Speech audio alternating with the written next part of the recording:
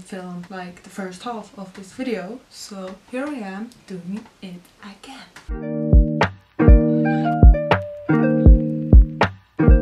Hello and welcome to the Drakes. I feel like I'm channeling all of those dark-haired, moody and broody characters that we always obsess over. At least that's what I'm trying to manifest right now. Hi, brekker.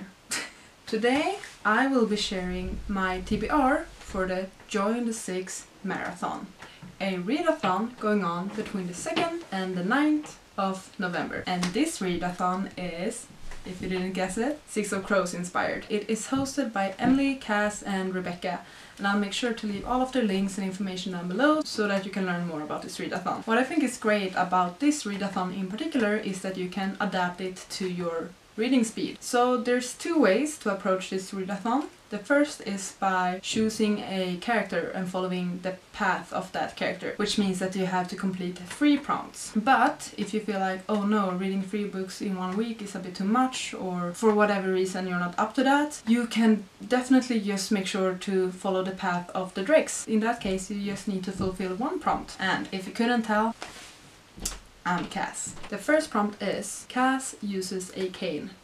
Read a book with disability representation. There was no part of him that had not been broken, that had not healed wrong, and there was no part of him that was not stronger for having been broken. For this one, I'm going to read Get a Life, Chloe Brown by Talia Hibbert. In this one we follow the woman Chloe Brown, who is chronically ill, and she has some sort of revelation which makes her decide to get a life. She approaches this by writing a list with bullet points of things that she wants to achieve. And of course, along the way, she meets a handsome, tattooed man who will help her with some of these points. I think it will be a very fun, great and cozy read. The second prompt is, loyalty is the most important quality to Cass. Read a book by an author that you are loyal to. Crows remember human faces.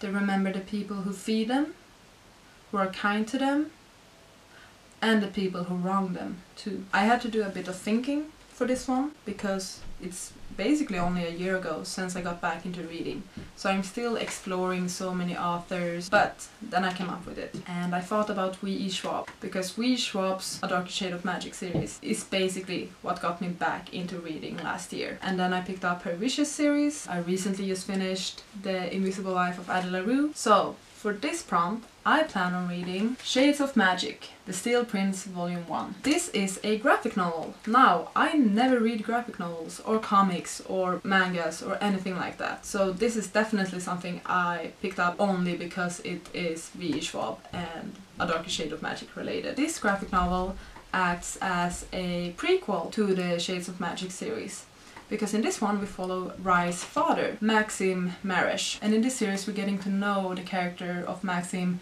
before he became the king of Red London. Maxim wasn't really a favorite character from the Addison series. I definitely didn't like him, but I do think it's a very interesting character to build a backstory for, and I am curious to see how he became the one he is in the Addison series. And the best thing about this novel is that I will probably finish this one quite quickly, which is great for a week-long marathon. I am actually really excited about reading this one. It's been about a year since I finished the Addison series, so it will be fun to get back into this universe. The third prompt is, Cass holds his past very close to his heart. Read a book involving secrets. A secret is not like coin.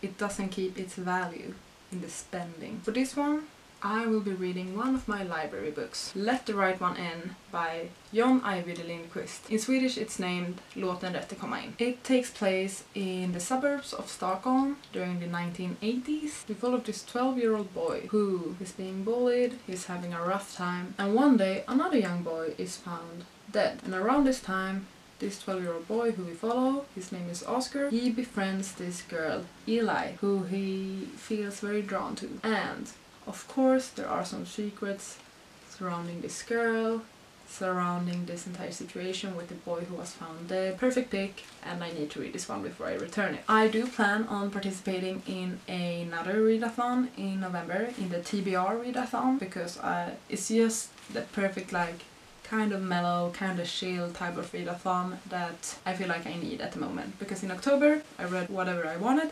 It was great. I read so many amazing books. I do want to participate in readathons again, but I don't really want to burn myself out, if you know what I mean. So the TBR readathon is perfect for that. So I will probably do another video with those books. And of course I'll try to double up on prompts between these two readathons. And now for the most important question. Who is your favorite Six of Crows character? I guess mine is perhaps a bit obvious, or it's kind of like it's a default. Of course Cass Brekker is a favorite. It's like, it's not really fair because it's just the default. He goes to the top because he has the black hair and black eyes and pale and gloves and a past, and he's moody and broody, and we all know that guy. But another favorite of mine is Violin. Yes, I love Violin because Violin is so relatable to me. Like, so many of the things that he says in both books, just they hit. But I'm really curious, who is your favorite Six of Crows character? I hope that this wasn't too cringy. We'll see when I edit it, but I actually had quite a lot of fun planning this one out. I would have liked to go a bit more extreme. Perhaps next time I'll try to have a different background, maybe some fabric, and play around a bit more. We'll see. Thank you so much for watching. No mourners, no funerals. How about I crack your skull open, like a robin's egg? You don't want to look at what's inside my head, Nina. I'm going to get my money, and I'm going to get my girl. You're not weak because you can't read. You're weak because you're afraid of people seeing your weakness. Don't let shame decide who you are.